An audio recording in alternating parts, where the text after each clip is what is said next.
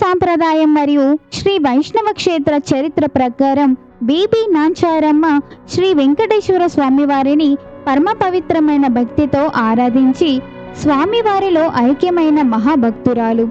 ఢిల్లీ సుల్తానుల దండయాత్రల సమయంలో తిరుమల నుండి శ్రీరంగం లేదా దక్షిణ భారతదేశంలోని దేవాలయాల నుండి ఉత్సవ విగ్రహాన్ని ఢిల్లీకి తరలించారని కథనం.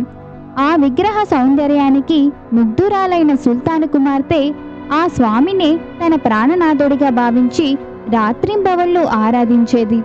కాలక్రమేణా ఆ విగ్రహాన్ని తిరిగి దక్షిణానికి తీసుకురాగా విరహంతో ఆ రాజకుమారి తిరుమలకు చేరుకుని స్వామివారి చరణాల చెంత తన ప్రాణాలను వదిలి స్వామివారిలో విలీనమైందని నమ్ముతారు.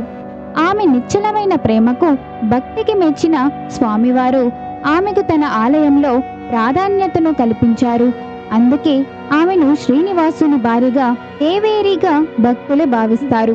ఇప్పటికీ తిరుమల మరియు శ్రీరంగం వంటి శ్రీ వైష్ణవ ఆలయాల్లో బీబీ నాంచారమ్మను లక్ష్మీదేవి యొక్క స్వరూపంగా భావిస్తూ నివేదనలు అర్పించడం మరియు ప్రత్యేక పూజలు నిర్వహించడం ఒక విశిష్టమైన సాంప్రదాయంగా వస్తోంది.